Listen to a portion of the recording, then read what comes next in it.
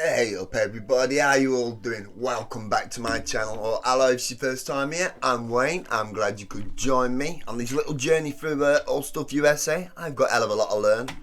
Hell of a lot to learn, should I say. Right, I'm doing a suggestion this time as well, of course. Push pack, out there pushing packs. Right, why the world finds American sports weird. I didn't know they do. I'll be honest with you, I'm not the biggest sports fan in the world. As a child, I used to like rounders, playing that. That was good fun. The entire estate had come out. When I say estate, I don't mean a big property in large sprawling land. An estate in the UK, I guess. I imagine a lot of you know this, but an estate in the UK is what you guys call the projects, I think, in America. So yeah, all the kids off the estate, the projects, would get together. And it's basically like baseball a little bit. Apparently, baseball's derived from rounders. I don't know whether that's true or not. Perhaps I might mention that in here. I ain't got a clue what's going to be said in here. Apart from, they're going to tell us why we think American sports are strange. Let's find out. As I said, I didn't know we did. There's one thing I do know, I think I said it before. I have heard that people bang on about the NFL being a bit commercial, that it's basically like an advertisement. It's like 2 minutes play for 15 minutes advertisement. I don't know whether that's true or not. I've never watched a full NFL game. But that's everything these days, isn't it? Everything's advertisement. I've been hearing things now. Apparently people can't open the fridges without watching adverts. I don't know whether that's true or not, but wouldn't surprise me. So yeah, that's not weird to me that these adverts, everything's got adverts. But anyway, or commercials you guys call it, innit? Commercials. Is it? Yeah, you do. Commercial. I'm making that up, aren't I? I know you don't say adverts. I think it's commercial. Well, anyway, thank you very much, Pushpack. We'll get on with this. See what they're saying. We'll find out. Right, I'll give it a subscribe to TIFO Sports by The Athletic. I need to read that as The Atlantic then. Right, go. America. It's also the most The NFL is the most popular sport in America. It's also the most popular entertainment product, period. But by a quirk of U.S. sports, it does not actually sell the most tickets or enjoy the strongest hold over communities. That's college football. But this is a fact that the rest of the world finds. I have learnt that, and he's about to get onto it, the fact that we find strange. But a few people have tried to explain it to me in the comments. Strange. So I appreciate Why is a non-professional sports league the best attended in the world?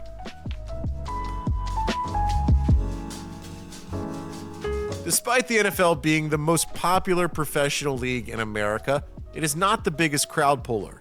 The NFL is also the premium TV product in the US, dominating any list of most watched programs of any genre in any. Not the biggest crowd puller then. What would that be? Baseball. The biggest crowd puller. The NFL is also the premium TV product in the US, dominating any list of most watched programs of any genre in any year. In 2024, it is 100% certain that the 58th Super Bowl on February 11th, staged in Las Vegas, will be the most watched event. I don't think I got an answer. I got laughed at in the comments. I said, how often is Super Bowl? Is it every year? And someone in comments put, is it every year? And a couple of laughy emojis. I don't know the answer still. So, 58th, is that? And it did start in the 1920s. For some reason, I thought it started in 85 because I thought I'd read that. I'd read it wrong, obviously. But I was right in the fact that the Bears are some of the OGs, the original people, when it started. Yeah, it started in the 1920s. I think I read it right this time. But it can't be every year then, can it? And I'm not good at maths. I don't want to work it out how many of that I'd work out, how often. But yeah, let me know in the comments. I genuinely don't know how often they do it. So... No, it's definitely been more than 58 years since 1920, hasn't it? In America that year, regardless of which two teams are playing. But there's another arm of U.S. sports that sells way more tickets and has entire communities obsessed. The biggest crowd puller in all of American sports and global sport is college football. Or in I don't know why I said baseball earlier, because I know what this bloody thing's about. In other words, football teams from U.S. universities playing against each other. In the NFL, the average paying attendance across the league was nearly 70,000 per a game. The next best attended pro league was the Bundesliga, Germany's top soccer division, where the most recently completed season in 2022-2023 had average attendances at almost 43,000 fans per match. The English Premier League averaged 42,100 fans during that same period. Didn't even know that. College football dwarfs those numbers. No fewer than 19 university teams had bigger average home attendances in the 2023 season than the NFL's 2023 average of 69,478. 7 of those college football teams, from the Michigan Wolverines to teams representing the universities of Penn State, Ohio State, Tennessee, Texas, Louisiana State, and Alabama, had average attendances in 2023 of more than 100,000 fans per home game. The reigning champion... That's something that I was told in the comments as well. So when I mentioned how many people would be there, the size of the stadiums and that, I was told that Wembley here in the UK can only hold 90,000. I didn't know that until I was told. And the average stadium out there is like 130,000 or something. So yeah, a massive difference, a huge difference.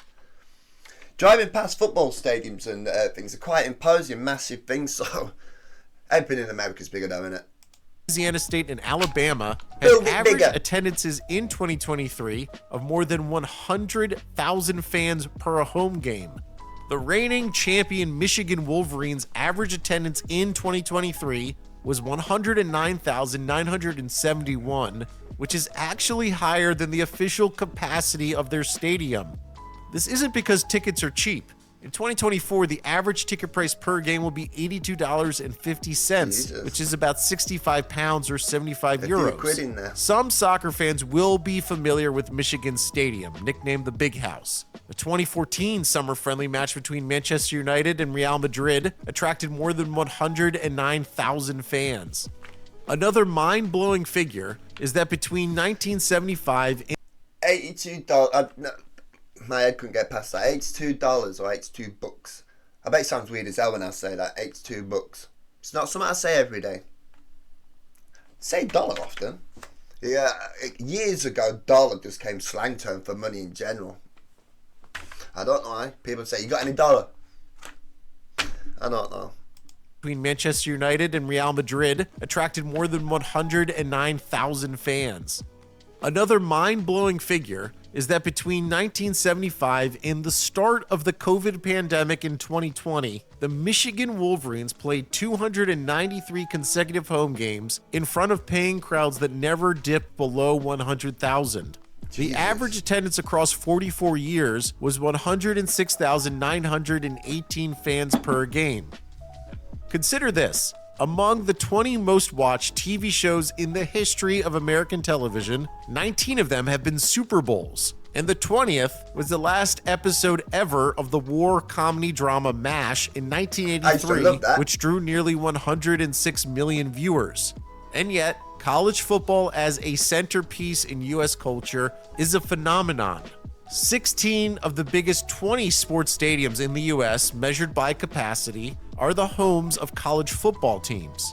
Pick any state in America, and there's a good chance that the college football head coach is the highest paid public employee in that state. At the start of 2024, no fewer than 36 college football head coaches in the U.S. earn basic annual pay of $5 million or more, and at least 84 of them were earned.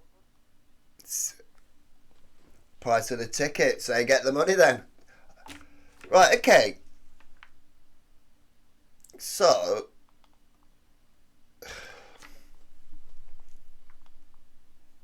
how much do NFL players actually get paid on an average? I know it's all different, I imagine. Stark differences between them depending on skill or how much they want them to be seen. Compared to the college players. I don't know, because in my head I wouldn't have thought they got paid, but they're bound to be if there's this sort of money in it. Earning more than $1 million per year. For sports fans everywhere else in the world, this will be mind-boggling. That college and university sports team coaches earn 7 figures basic. Nick Saban at Alabama, most considered one of the greatest college football coaches of all time, was earning $11.4 million a year to coach their football team. Dabo Swinney at Not a bad Clemson job, University in is it? South Not a bad Carolina earns nearly $11 million a year basic. In 2022, he signed a contract extension to stay in his post to 2031 in a deal worth $115 million total. TV contract. I'm guessing it's pretty damn difficult to land that gig, innit? I bet it's pretty difficult, that sort of money. Do you have to be a professional athlete of some sort of capacity in the past, or is it just a knowledge, or is it just being popular? How do you get this job? How would you get that job? I don't know. They must have some sort of athletic background, because you can't be a coach unless you know what you're talking about. Unless you've studied the sport, I don't know. I bet that you could get it if you studied the sport as well, couldn't you? Not necessarily have to play it, but I bet loads of people want that job. To screen college games are Mad worth money. billions per year, which underpins the university's ability to spend up to hundreds of millions of dollars per year on their sports teams. So, college football is amazingly popular in the U.S. But why? History is important because U.S. collegiate sport has a rich and far-reaching past, certainly relative to other major sports. A football game between Princeton and Rutgers University in November 1869 is viewed by many historians as the first collegiate football game, even though it incorporated elements. 1869, so it can't be 1920s. Is that? As I say, I've got a hell of a lot to learn. Conflicting and contradictory things, what I'm reading. But 1869, you see, I probably would have guessed that when it was started would have been the 1800s, if I'm honest. Because loads of sports took off then, didn't they, in the 1800s? Elements of soccer and rugby. The first Super Bowl didn't happen until 19. It's viewed by many historians as the first collegiate football game, even though it incorporated elements of soccer and rugby. The first Super Bowl didn't happen until 1967. Many major college football rivalries of today date back to the 1880s. Michigan first played Notre Dame in 1887. Other college football rivalries that date back to that time include the Battle of the Brothers, clean old-fashioned hate, and Battle for Highway 92. College football is embedded even in the military academies. The Army versus Navy game dates back to 1890. That fixture is one of the most enduring rivalries in college football. The Army-Navy game has often been attended by the U.S. President and has been televised nationally since 1945. The U.S. Army, Navy, and Air Force all play games in college football leagues. Their respective coaches at the end of 2023 were Jeff Monken from Army, Brian Newberry from Navy, and Troy Calhoun of Air Force. They respectively earned $2 million, $1.6 million, and $1.7 million a year. They are the three highest paid people in the entire U.S. military. For context, a 4-star general, the highest ranked soldier in America, earns $212,000 a year. Layered on. See, that's the thing, right? When it comes to money, capitalism and stuff like it, it's all about what people want to see and stuff. Obviously, people want the soldiers and good captains and that, but it's not something that people are going to pay to watch. Obviously, you're paying for it out of taxes and that, but it just doesn't seem right, does it? A lot of I don't know. A lot of you will probably tell me I'm wrong. You'll be like, no, these sports people are heroes. They should deserve all the money. And I get that. But I don't know. I was just about to say, a man risking his life against men playing sports. But I suppose at the end of the day, these guys, not like the military, absolutely not. But these guys are risking their lives. So, as well, when I was reading the comments, I mentioned about that I'd read that people aren't dying playing NFL, and I thought it was a bit strange, as did the commenter put as well. Believe it or not, people are not dying from this, which is mad. And I've read a few comments in the comment section that say perhaps people are not dying on the pitch, but they're dying later on. And I read as well that there's actually a lot of suicides in that with these people. And a comment, a suggestion to react to some fella. I've written it down. I can't remember what it is now, but something to do with some man having PTSD after being in the NFL. It's all them head injuries, isn't it? It's like same with the boxing and that. Blows to the head will mess the head. Anyway, why am I getting depressed about it now? Talking depression stuff. The entire So we're U.S. talking happy military. money. For context, a 4-star general, the highest ranked soldier in America, earns $212,000 a year. Layered onto the importance of history in college football is the collegiate affiliation of students who have passed through universities where football has been such an integral part of their college life. These alumni run into many millions at the biggest universities in America. College football is massive, especially in parts of America where there have been few to no professional teams, including in the Midwest and South, and the game day experience is also fundamental, including the tailgating tradition of cooking. See, I said that, don't get me wrong. When I make it to America, I want to go to a game, don't get me wrong, but I'd have more fun because I'm a fidgeter, I can't stay still for very long. So I would want to be out there walking around, chatting to everyone. Oh yeah, and people, I asked about, did they sell their food at these places? And people are like, no, people just share, That's brilliant, I love that. I can imagine the atmosphere is great at these things. But as I said, while there's a game going on, I'd want to be out there as well, because these are watching on big screens and all that, so they get to see the game too. But it seems like it'd be more fun in the parking lot. Food and drinking out of the back of your car.